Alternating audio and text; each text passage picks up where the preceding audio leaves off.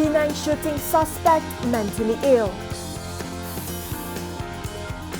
Thousands rally against Jakarta Governor. I'm Suhaila Saifuddin with top news of the day, brewed especially for you.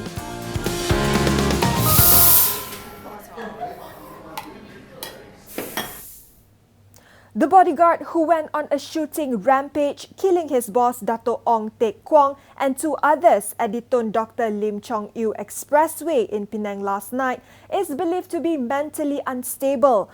It was also his first day on the job.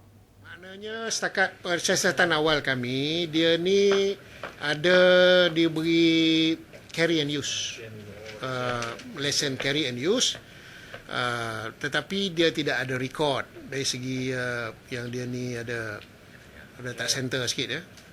Tetapi apabila kita menyoal keluarga dia, jadi kita, itulah saya kata tadi, siasatan awalnya kita percaya dia ni ada masalah mental.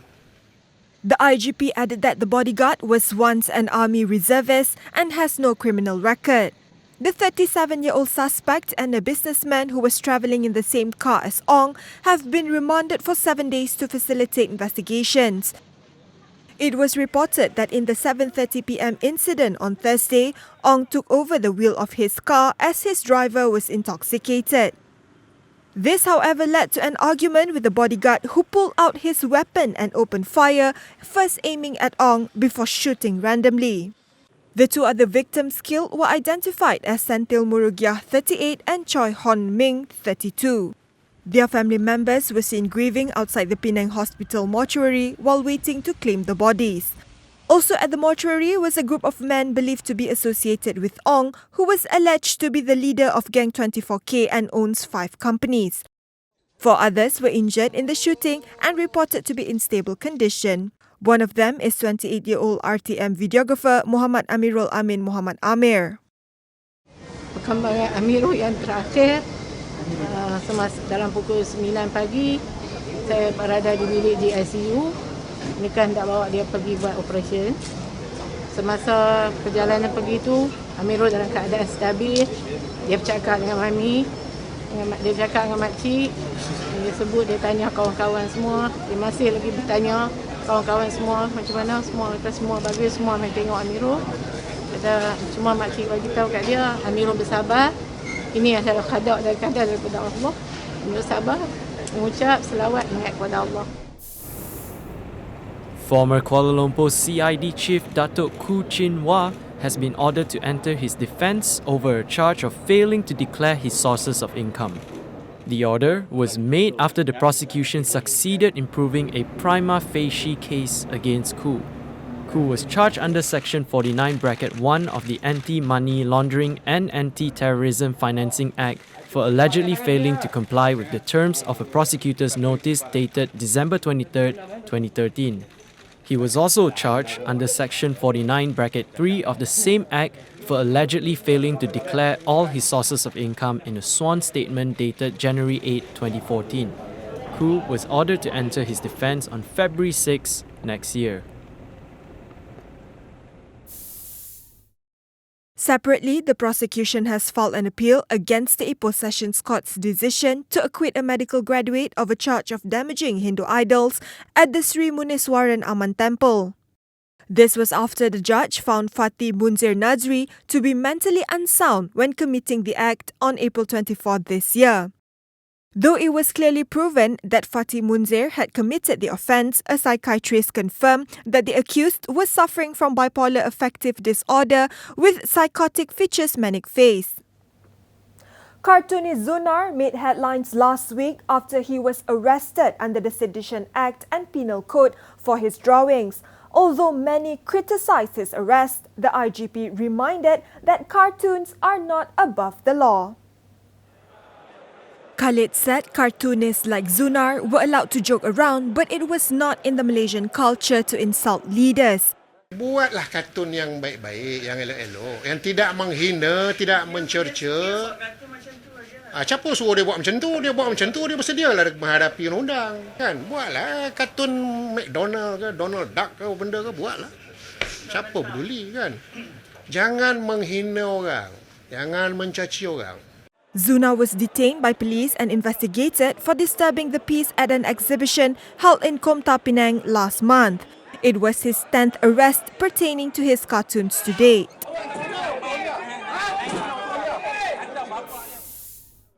Moving on to the UMNO General Assembly, Vice President Datuk Seri Dr. Ahmad Zahid Hamidi responded to MCA President Datuk Seri Liao Tiong Lai's comments that the failure of MCA in securing Chinese votes in the general election should be a shared responsibility of Barisan Nasional. Saya bersetuju pandangan itu, tetapi kita harus menggamit semula DNA parti masing-masing untuk bersama mendukung calon BN, bukan menjadi DNA parti tertentu tetapi menyokong calon parti lain. Liao was reacting to UMNO Youth Vice Chief Khairul Azwan Harun, who told component parties, especially ethnic Chinese majority ones, to buck up for the elections or face consequences such as denied cabinet positions. The UMNO Youth Chief, meanwhile, has nothing but praise for Prime Minister Datuk Seri Najib Tun Razak despite heavy criticism. Dr. Mahathir has responded. He said what you have here now is absolute loyalty. And he said Prime Minister Najib is turning everybody into penyamun perompak. I think this is ridiculous on many different levels. First of all, absolute loyalty was what he demanded when he was president. I think everyone in UMNO can attest to that. Now you have a leader who is willing to listen. He went through the whole of last year listening and being criticised even within the party. But at some stage we have to draw the line. In the meantime, former Premier Tun Abdullah Ahmad Badawi made a rare appearance to follow the debates of party delegates on the second day of the UMNO General Assembly. The 77-year-old caught some UMNO members by surprise when he came into the Merdeka Hall alone and sat in the front row. While former party presidents usually attend the opening and closing events, it is not common for them to attend the debates.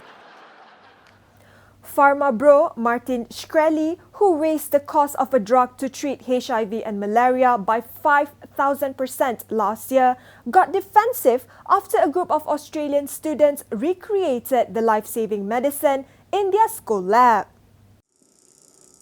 The high school students in Sydney said they were spurred to try recreate the drug after Shkreli became a global figure of hate by buying the rights of Daraprim and then hiking the price in the US from $13.50 a tablet to $750. I think because we're high school students, it's able to relate to a larger audience, able to relate to the general public, and shows that even ordinary high school students like us are able to make this drug for a pretty low price.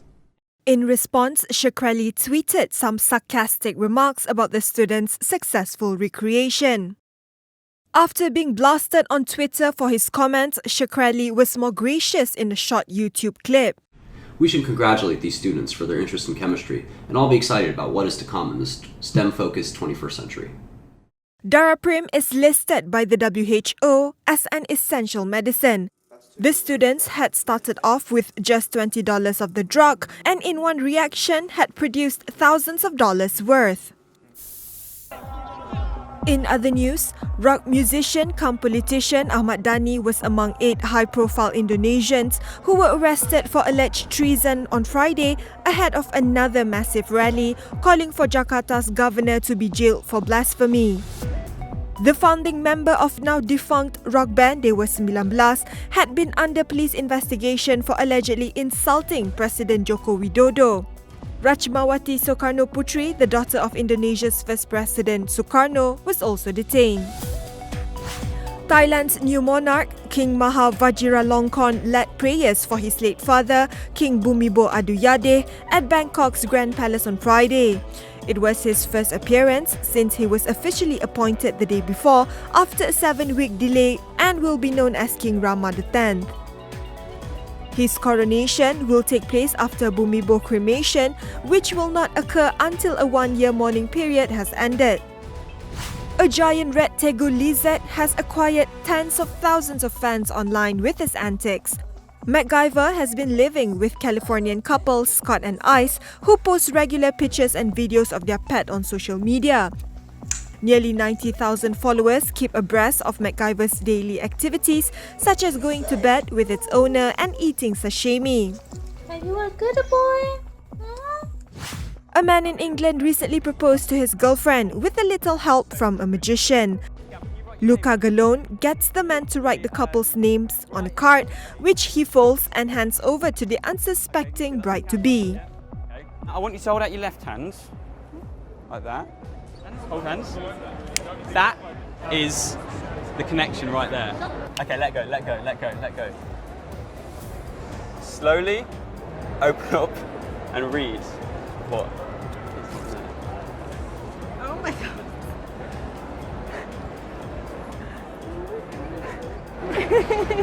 Are you married?